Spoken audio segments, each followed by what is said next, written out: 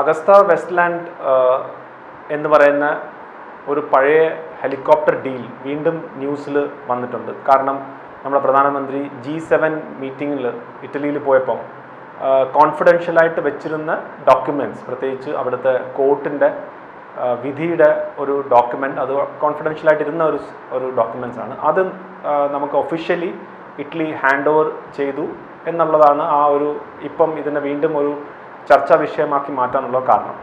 അപ്പോൾ ഈ Agusta Westland എന്ന് പറയുന്ന ഈ അഴിമതി നമുക്കറിയാം, 12 ഹെലികോപ്റ്റേഴ്സ് VVIPs ഹെലികോപ്റ്റേഴ്സ് ഇന്ത്യ വാങ്ങിക്കാനും ഇറ്റലിയിൽ നിന്ന് വാങ്ങിക്കാനും നടന്ന ഒരു ശ്രമത്തിൻ്റെ ഭാഗമായിട്ടാണ് അവിടെ കറപ്ഷൻ നടന്നു എന്ന് ഇറ്റലിയിലെ കോർട്ടാണ് ആദ്യമായിട്ട് ഇത് കണ്ടെത്തുകയും അവിടുത്തെ ഇറ്റലിയിലുള്ള തന്നെ ഡിഫൻസ് ഡീൽസ് ചെയ്യുന്ന ആളുകളെ ശിക്ഷിക്കുകയും ചെയ്തിരുന്നു.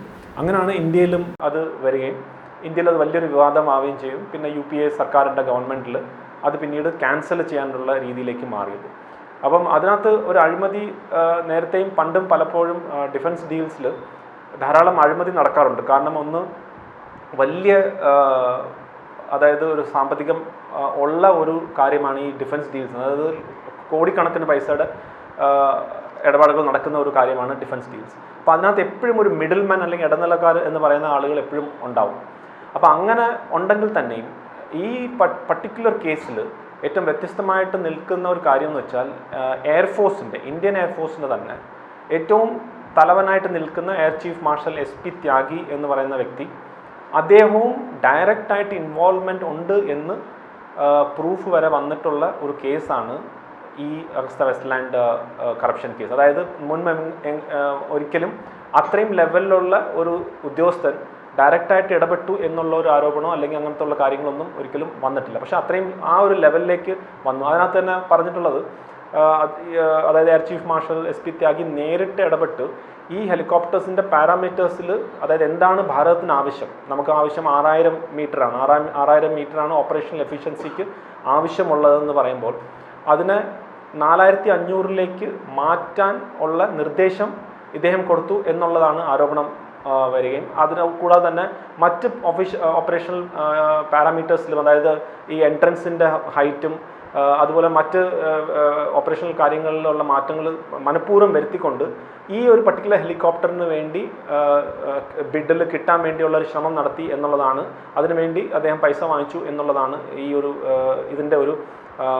ഒരു കറപ്ഷൻ്റെ ബിഹൈൻഡിലുള്ളത്. അതുപോലെ തന്നെ രാഷ്ട്രീയപരമായിട്ടുള്ളതും പലരും അതിനുവേണ്ടി നേരിട്ട് അല്ലെങ്കിൽ അല്ലാതെയും ഡയറക്റ്റ് അല്ലെങ്കിൽ ഇൻഡയറക്റ്റ് ആയിട്ട് രീതിയിലേക്ക് ഇടപെട്ടു എന്നുള്ളതാണ് ഈ കറപ്ഷൻ്റെ ഏറ്റവും വലിയ ഹൈലൈറ്റ്. അതായത് സൈന്യത്തിൻ്റെ ഏറ്റവും ഉന്നത ലെവലിലും രാഷ്ട്രീയപരമായിട്ടുള്ള ഏറ്റവും ഉന്നത ലെവലിലും ബ്യൂറോക്രസിയിലുള്ള ഡിഫൻസ് സെക്രട്ടറിയെ പോലും ചോദ്യം ചെയ്ത, അന്നത്തെ ഡിഫൻസ് സെക്രട്ടറിയെ പോലും ചോദ്യം ചെയ്തുള്ള ഒരു കേസാണ്. അപ്പം തീർച്ചയായിട്ടും നമ്മുടെ രാഷ്ട്രത്തിൻ്റെ ഏറ്റവും പവർഫുൾ ആയിട്ടുള്ള ഏറ്റവും സ്വാധീനം ചെലുത്താൻ പറ്റുന്ന ആളുകൾ ഒരുമിച്ച് ഇൻവോൾവ് ആവുന്ന വളരെ അപൂർവമായിട്ടുള്ള ഒരു കേസായിരുന്നു അഗസ്റ്റ വെസ്റ്റ്ലാൻഡ് ഹെലികോപ്റ്ററിൻ്റെ ഒരു കറപ്ഷൻ കേസ്. അപ്പോൾ തീർച്ചയായിട്ടും ഇപ്പോൾ വീണ്ടും അത് വരുമ്പോൾ അത് 2-3 കാര്യങ്ങളാണ് നമ്മളെ സംബന്ധിച്ചോളം നമുക്ക് മനസ്സിലാക്കാനുള്ള. ഒന്ന്, ആ ഒരു കറപ്ഷൻ നടന്നിട്ടുണ്ടെങ്കിൽ അതിന് വേണ്ടിയുള്ള എവിഡൻസ് ആയിട്ട് പുതിയ രീതിയിലേക്കുള്ള കാര്യങ്ങൾ ഇവിടുത്തെ എൻഫോഴ്സ്മെൻറ്റ് ഡയറക്ടറേറ്റ് ആയാലും ശരി, CBI ആയാലും ശരി, അവർക്ക് ഇതൊരു തെളിവായിട്ട് എടുക്കാം. ആ പ്രൊസീജിയർ വീണ്ടും കുറച്ചുകൂടെ വേഗതയിൽ അല്ലെങ്കിൽ മുന്നോട്ട് കൊണ്ടുപോകാനുള്ള സാഹചര്യം ഒരുക്കും. രണ്ടാമതായിട്ട് എനിക്ക് തോന്നുന്നു അതിലും ഇമ്പോർട്ടൻ്റ് ആയിട്ടുള്ള കാര്യം, ഒരു പബ്ലിക്കിൻ്റെ മുന്നിൽ എങ്ങനായിരുന്നു പണ്ട് ഡിഫൻസ് ഡീൽസ് നടന്നത് എന്നുള്ളത് ഈ 10 വർഷം കഴിഞ്ഞ് നമ്മളൊരു ഓർമ്മപ്പെടുത്തലൂടാണ് ഇപ്പോഴത്തെ ഈ പുതിയ ഈ ഡോക്യുമെൻറ്റ്സ് റിലീസ് ചെയ്യുമ്പം പുറത്തു വരുന്നത്. കാരണം ഒരു കാലഘട്ടത്തിൽ, അതായത് ഒരു 10 വർഷം മുമ്പ് ഡിഫൻസ് ഡീൽസിൽ ധാരാളം കറപ്ഷൻ നടത്തുന്നുണ്ടായിരുന്നു എന്ന് അന്നത്തെ ഡിഫൻസ് മിനിസ്റ്റർ ആയിട്ടുള്ള ബഹുമാനപ്പെട്ട AK ആൻ്റണി അദ്ദേഹം തന്നെ സമ്മതിച്ചിട്ടുള്ള കാര്യമാണ്. ഈ വിഷയത്തിൽ പോലും, അഗസ്റ്റ വെസ്റ്റ്ലാൻഡിലെ വിഷയത്തിൽ പോലും അദ്ദേഹം മാർച്ച് 2013 തോന്നുന്നു അദ്ദേഹം സമ്മതിച്ചിട്ടുള്ള ഒരു കാര്യമുണ്ട്. അതായത് ഈ ഒരു പർട്ടിക്കുലർ ഹെലികോപ്റ്റർ ഡീൽസിലും കറപ്ഷൻ നടന്നിട്ടുണ്ട്, പൈസ വാങ്ങിച്ചിട്ടുണ്ട് എന്ന് അദ്ദേഹം തന്നെ സമ്മതിച്ചിട്ടുള്ള കാര്യമാണ്.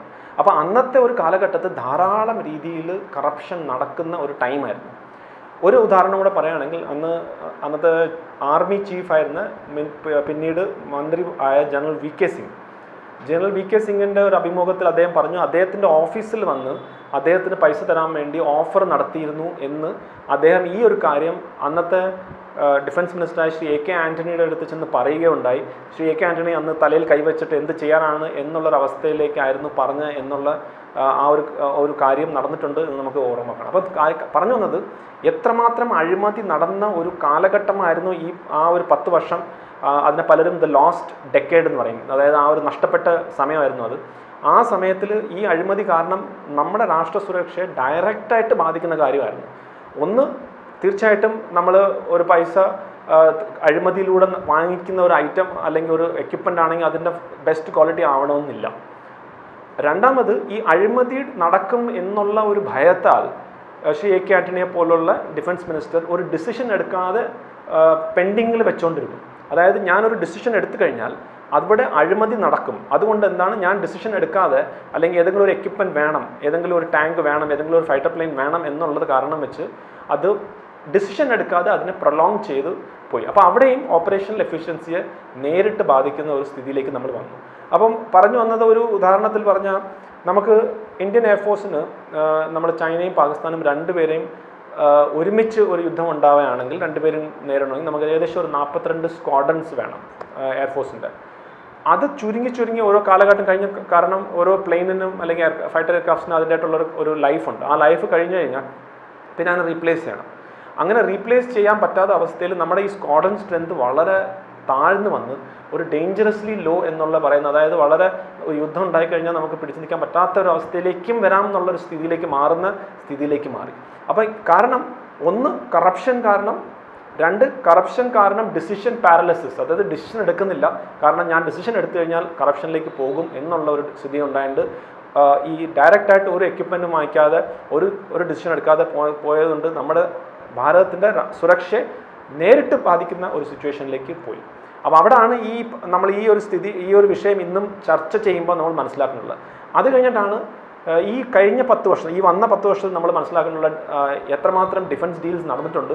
പക്ഷെ അവിടെ എങ്ങും ഒരു സ്കാമോ അല്ലെങ്കിൽ കറപ്ഷൻ നടന്നതായിട്ടുള്ള ഒരു കാര്യം പുറത്തു വന്നിട്ടില്ല. ആരോപണങ്ങൾ ധാരാളം വന്നിട്ടുണ്ട്. അവിടെയാണ് റഫാൽ യുദ്ധവിമാനത്തിൻ്റെ കാര്യം നമ്മൾ മനസ്സിലാക്കുക.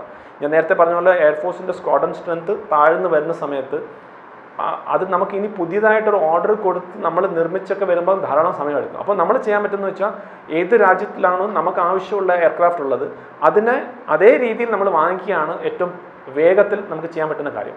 അങ്ങനെയാണ് ഇന്ത്യയും ഫ്രാൻസും തമ്മിൽ ഗവൺമെൻറ് ടു ഗവൺമെൻറ് ഒരു എഗ്രിമെൻറ്റ് നടത്തി റഫാൽ യുദ്ധവിമാനം ഇന്ത്യയിലേക്ക് വരികയാണ് ചെയ്തത്. അപ്പോൾ അവിടെ ഡയറക്റ്റായിട്ട് ഒരു പൊളിറ്റിക്കൽ ലീഡർഷിപ്പ് രണ്ട് രാജ്യവും തമ്മിലുള്ള പൊളിറ്റിക്കൽ ലീഡർഷിപ്പ് തമ്മിലുള്ള ഒരു ഡിസിഷനിൽ ആണ് സൈൻ ചെയ്തിട്ട് 2 സ്ക്വാഡ്രൺ സ്ട്രെങ്ത് ഏകദേശം 36 റഫാൽ യുദ്ധവിമാനം ഇന്ന് ലോകത്തെങ്ങും ഉള്ള ഫൈറ്റർ എയർക്രാഫ്റ്റ്സിൽ ഏറ്റവും ടോപ്പായിട്ട് നിൽക്കുന്ന ഒരു എയർക്രാഫ്റ്റ് ഭാരതത്തിന് കിട്ടുകയും ഭാരത് അത് ഇവിടെ ആ 36 എയർക്രാഫ്റ്റ് വരികയും ചെയ്തു. അതിനകത്ത് ഇവിടെ ധാരാളം ആരോപണങ്ങളൊക്കെ വന്നെങ്കിലും സുപ്രീം കോടതി വരെ പോയി അതൊക്കെ തെറ്റായിരുന്നു എന്ന് തെളിയിക്കുന്ന രീതിയിലേക്ക് പിന്നീട് വന്നു. അപ്പം അങ്ങനെ ഒരു രാഷ്ട്രീയ ഇച്ഛാശക്തി പ്രകടിപ്പിച്ചുകൊണ്ടാണ് നമുക്ക് ഇന്ന് നമ്മുടെ രാഷ്ട്രത്തിൻ്റെ സുരക്ഷയ്ക്ക് വീണ്ടും ഒരു ഓപ്പറേഷണൽ ബാലൻസ് കിട്ടുന്നത്. കാരണം ഗൽവാൻ യുദ്ധം നടക്കുന്ന സമയത്ത് എയർഫോഴ്സിൻ്റെ വലിയൊരു റോൾ ഉണ്ടായിരുന്നു. അപ്പോൾ ഗ്രൗണ്ടിലാണ് നടക്കുന്നെങ്കിലും നമുക്ക് എയർഫോഴ്സിൻ്റെ ഒരു സപ്പോർട്ട് ഉണ്ടായതുകൊണ്ട് ചൈനീസ് അവർ വേറെ എന്തെങ്കിലും രീതിയിലേക്കുള്ള ആക്ടിവിറ്റീസ് ചെയ്ത അതിനെ നമുക്ക് വ്യോമസേന ഉപയോഗിച്ച് നമുക്കതിനെ ടാർഗറ്റ് ചെയ്യാൻ പറ്റും എന്നുള്ള രീതിയിലേക്ക് വന്നുകൊണ്ടാണ് ചൈന പിന്നീട് വലിയ രീതിയിലേക്കുള്ള പുഷും മറ്റു കാര്യങ്ങളൊന്നും ചെയ്യാതിരുന്നത്. അപ്പോൾ തീർച്ചയായിട്ടും ഞാൻ പറഞ്ഞത്, ഒരു സ്ഥലത്ത് അഴിമതി കാരണം തീരുമാനങ്ങൾ എടുക്കാതെ നീണ്ടു പോയത് കൊണ്ട് നമ്മുടെ രാഷ്ട്ര സുരക്ഷ ഡയറക്റ്റായിട്ട് ബാധിക്കുന്ന ഒരു സ്ഥിതിയിലേക്ക് എത്തി. അവിടെ തന്നെ രാഷ്ട്രീയ ഇച്ഛാശക്തി കാരണം എന്ത് വന്നാലും ഞങ്ങൾ നമുക്ക് ആവശ്യമുള്ള എയർക്രാഫ്റ്റ് അത് കൊണ്ടുവരും, ഒരൊറ്റ രൂപയുടെ പോലും അഴിമതി ചെയ്യത്തില്ല, അത് സമ്മതിക്കത്തില്ല എന്നുള്ള രീതിയിൽ വന്ന് അത് ഓൺ ടൈം എത്തുകയും നമ്മളെ സുരക്ഷയെ ബാലൻസ് തിരിച്ച് വീണ്ടും എടുക്കാൻ പറ്റുന്ന രീതിയിലേക്ക് മാറ്റി. അപ്പം ഈ ഒരു സന്ദേശം കൂടെ തന്നെ നമ്മുടെ ഇന്ന് വേറൊരു വശത്തിലേക്ക് അതായത് നമ്മൾ ആത്മനിർഭർ ഭാരത് എന്നുള്ളൊരു കോൺസെപ്റ്റ് ഉണ്ട്. അവിടെയും ഈ കാര്യം തന്നെയാണ്. നമ്മൾ എത്രമാത്രം സ്വയം നമ്മുടെ കാര്യങ്ങൾ ചെയ്യാൻ പറ്റുന്നോ അത്രമാത്രം തന്നെ ഈ അഴിമതിയും മറ്റു കാര്യങ്ങളും എല്ലാം കുറയുന്ന ഒരു സാഹചര്യത്തിൽ, അതായത് നമ്മൾ തന്നെ നിർമ്മിച്ചു കഴിഞ്ഞാൽ അത്രയും തന്നെ ഈ എക്സ്റ്റേണൽ കൺട്രീസുമായിട്ടൊക്കെ ചെയ്യുന്നതിനകത്ത് ഈ വലിയ അഴിമതിയൊക്കെ നമുക്ക് മാറ്റാൻ സാധിക്കും. അപ്പോൾ ഓവറോൾ അഗസ്ത വെസ്റ്റ്ലാൻഡ് വീണ്ടും ചർച്ചാ വിഷയം ആയെങ്കിൽ തന്നെയും അത് ഇനി കേസ് എങ്ങനെ മുന്നോട്ട് പോകുന്നുള്ളത് അത് കോടതിയും മറ്റു കാര്യങ്ങളും ഏജൻസീസൊക്കെയാണ് ഡിസൈഡ് ചെയ്യുന്നുള്ളത്. ഈ തെളിവുകൾ വെച്ച് ആരൊക്കെ പ്രോസിക്യൂട്ട് ചെയ്യണം, എങ്ങനെയാണ് അതിനെ മുന്നോട്ട് പോകേണ്ടത്, അത് കോടതി, അത് law will take it's on course. പക്ഷേ ഒരു പൊതുജനത്തിന് മനസ്സിലാക്കേണ്ട കാര്യം, നമ്മൾ എങ്ങനായിരുന്നു മുൻപ് രാഷ്ട്രീയ സുരക്ഷയെ കുറിച്ചുള്ള കാര്യങ്ങൾ ഹാൻഡിൽ ചെയ്തത്, അവിടെ നിന്ന് നമ്മൾ എങ്ങോട്ടാണ് ഇപ്പോൾ എവിടെയാണ് നിൽക്കുന്നത്, നമ്മൾ എങ്ങോട്ടാണ് പോകുന്നതെന്ന് മനസ്സിലാക്കാൻ കൂടി ഉള്ള ഒരു അവസരമായിട്ടാണ് ഞാൻ ഈ ഒരു പർട്ടിക്കുലർ കേസിനെ ഇപ്പോൾ കാണുന്നത്.